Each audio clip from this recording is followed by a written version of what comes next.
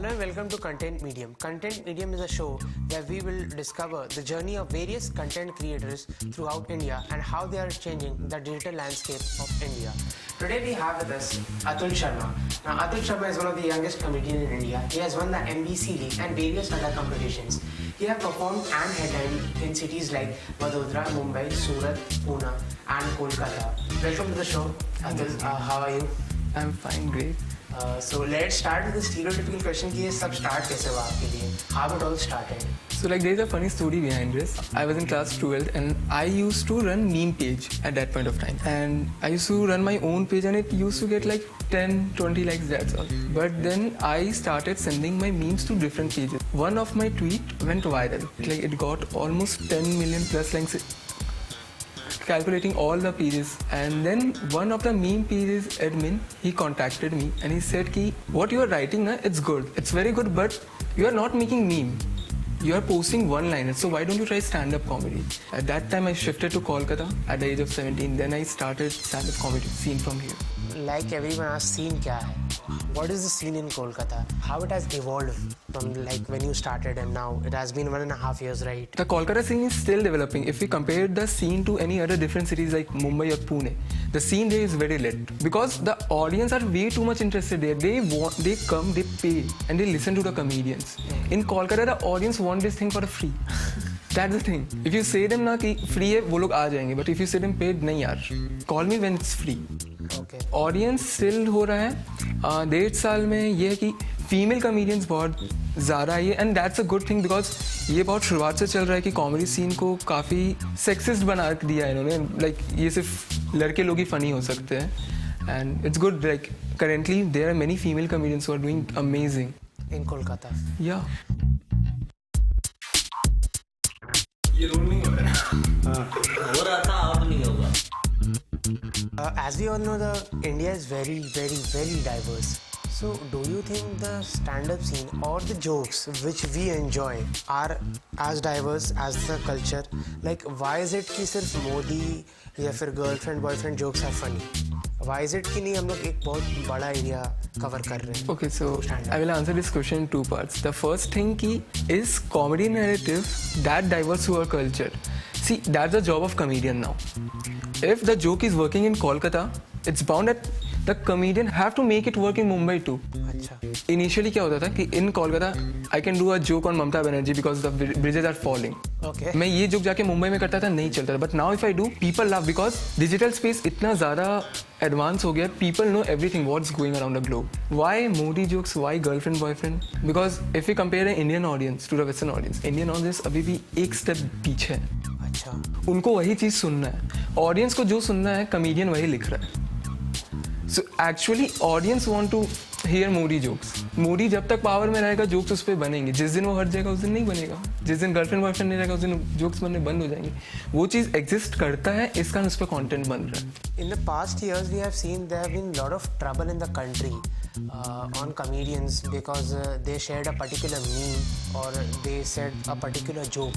Have you ever been in any kind of trouble for a stand-up? And if not, what's your take on it? हाँ, ये चीज़ बहुत ज़्यादा हो रहा है. Recently, like in Mumbai, one of the comedian, उसके खिलाफ FIR हो गया just because he did a joke on Ram. A Nepali comedian got arrested because he reviewed a movie. Okay. You must have heard about Kunal Kamra. Yeah. Landlord ने उसको धक्का मार के निकाल दिया उसके घर से. He is not getting flat anywhere in Mumbai. Indian audience को समझना पड़ेगा. A joke is a joke. Take it as a joke. You have to learn it.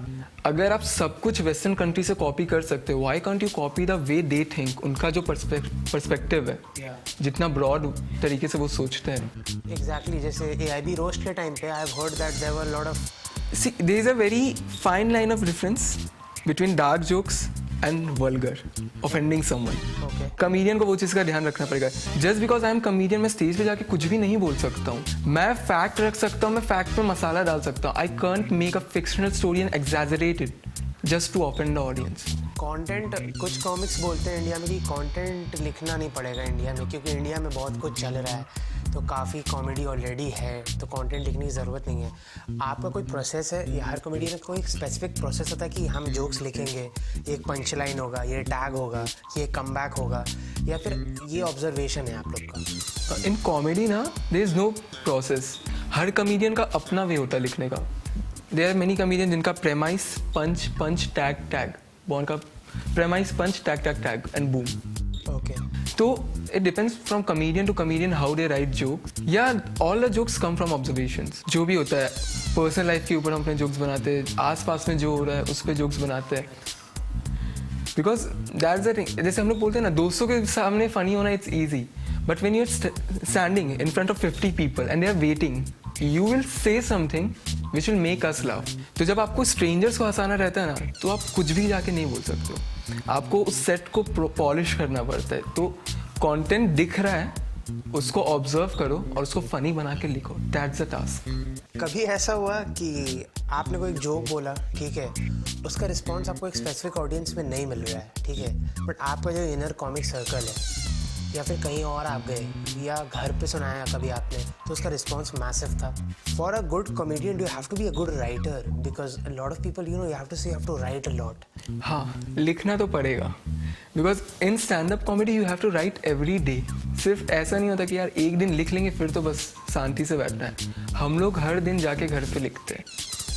And कि मैंने कोई जोक किया, ऑडियंस को पसंद नहीं आया, बट मुझे अंदर से लगा it's a good joke. I started stand up comedy at the age of 17 because my mom committed suicide at the age of when I was 11. A true story? Yes, this is a true story and this thing used to haunt me. Then I thought कि should I go and say out this thing on stage, because मुझे लगा कि मैं अगर stage पे जाके करूँगा तो शायद मेरा वो जो चीज़ मुझे डराता वो निकल जाएगा. तो जब when I used to do dead mom jokes, audience वैसा रिस्पॉन्स नहीं करता था. बट विद टाइम हर एक सेट पॉलिश होता है. Like the video which you see in YouTube ना 4 मिनट का, एटलीस्ट वो जोक एक कमेडियन 100 बार ओपन माइक में करता है. It take months to write that 4 minutes.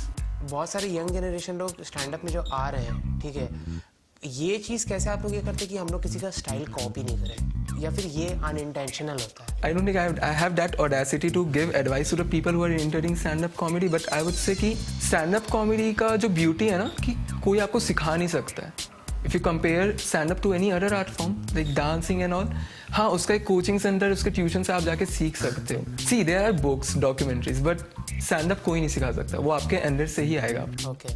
छोड़ना नहीं है. शुरुआत के 10-20 ओपन माइक्स बहुत खराब जाएंगे. डेड साइलेंस रहेगा. ऐसा लगता है कि मेरे दादा के मैयत पे आए हुए, वैसा डेड साइलेंस रहता है. बिकॉज मैंने पर्सनली देखा बहुत सारे कॉमिक्स आते हैं और फिर वो उनके 8-9 गंदे ओपन माइक जाते हैं, वो छोड़ देते. मैंने खुद छोड़ा था एक बार बीच में ओपन माइक. अच्छा. जस्ट बिकॉज मुझे लग रहा था कि मैं फनी नहीं हूँ. जब तक स्टैंड अप का तलब रहेगा ना, तब तक हसल है इस फील्ड में. तुमको डेली लिखना पड़ेगा. You will fail every day. अपनी चीज अपने को रिमाइंड करते रहना है कि one day I will make it. Also अगर कोई बिजनेसमैन ये वीडियो देख रहा होगा तो खुलने वाला है stand up coaching given year, placement guaranteed. तो मेरा ये तो मतलब ये कि ये शो जो हम लोग कर रहे हैं कंटेंट मीडियम, एक्चुअली ये कि आप लोग जो भी कंटेंट आप लोग बना रहे हैं, तो ये कैसे हुआ कि आपको पता चला कि आप फनी, आपने बोला आप मीम पेज बनाया, ये सब, तो कभी एक एलिमेंट था क्या इसमें? टू बी ऑनेस्ट 1.5 साल हो गए, बट मैं आज भी अपने आप को सेल्फ डाउट करता हूँ. After every bad open mic, after every bad show, मैं जब बॉम्ब करता हूँ, when I leave the stage, I get the first question in my mind, am I funny?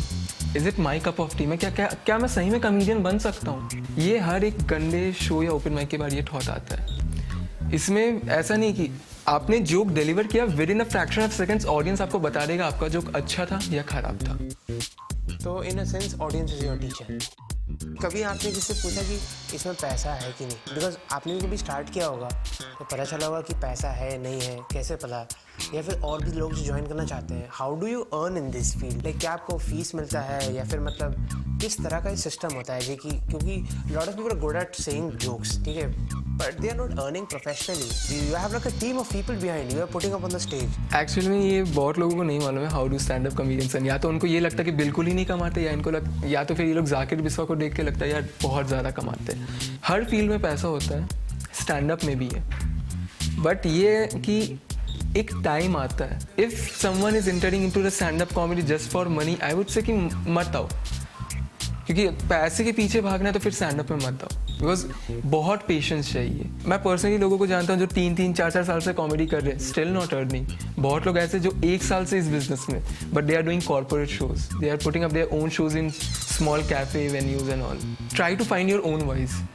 When I entered into the comedy circuit, I used to copy a lot the voice of Akash Mehta and Biswa Kalyanrat. And I've seen many other new comics doing this. They try to come on stage and be like Zakir Khan as cool, like. But sometime it works. You remember the first time we went? So like there were a couple of people there who were doing the same thing. But since I was so into this, that's how I recognized कि तो copy कर रहा है. Do you remember their name? Not now. See, that's the thing. Because उन्होंने किसी और का voice copy, किसी और का style copy किया, किसी और का narrative way of description copy किया.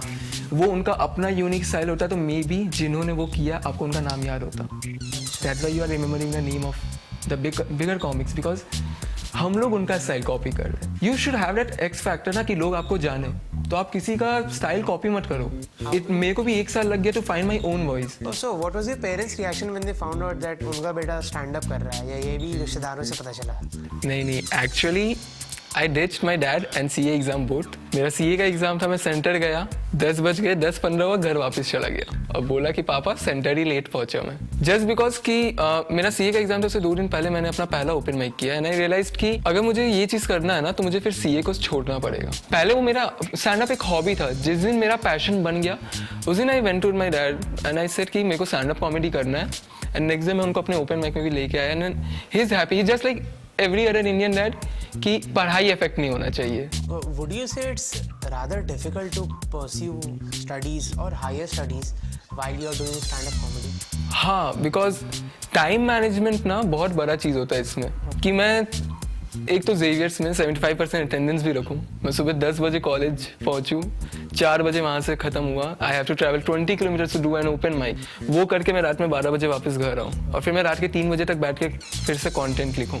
तो बेसिकली शेड्यूल तो लग जाती है, उसकी बात लग जाती है. Atul, how do you manage your studies and stand-up both at the same time? मेरा बेसिकली वो हाल हो गया ना, मैं अजय देवगन बन गया हूँ और 2 बाइक पे ऐसे पाँव रखा हूँ. बट मैनेज करना पड़ेगा यार. देखो, पढ़ाई कर रहे बिकॉज मजबूरी है. You with this is like a क्योंकि नहीं entire generation. क्योंकि नहीं पढ़ेगा तो we are studying because I remember like in my college one of the teachers said कि तुम ये क्यों कर रहे हो? Like why are you in college? So I said so that society can accept me. Same मैं management पढ़ रहा हूँ. मेरे को मालूम नहीं मैं क्या पढ़ रहा हूँ. ये तो बस CA नहीं करना था, इसका किसी चीज़ में घुस गया. बाकी हाउ मैनेजिंग, हाँ शेड्यूल थोड़ा सा वक्त लग जाता है बिकॉज दिन भर कॉलेज, फिर असाइनमेंट्स, प्रोजेक्ट्स करो, एग्जाम्स दो और उसके बाद रात में ट्रैवल करो, ओपन माइक्स करो, कंटेंट लिखना रहता है. तो time management is a very big factor in this. Where do you see yourself in the next 5 years? Because you know there's this journey of everything. An actor, first they start with a side role, then they get a main role, then they do blockbusters. That is organic obviously, but have you planned out anything that how do you map yourself in the coming months and the years ahead of you?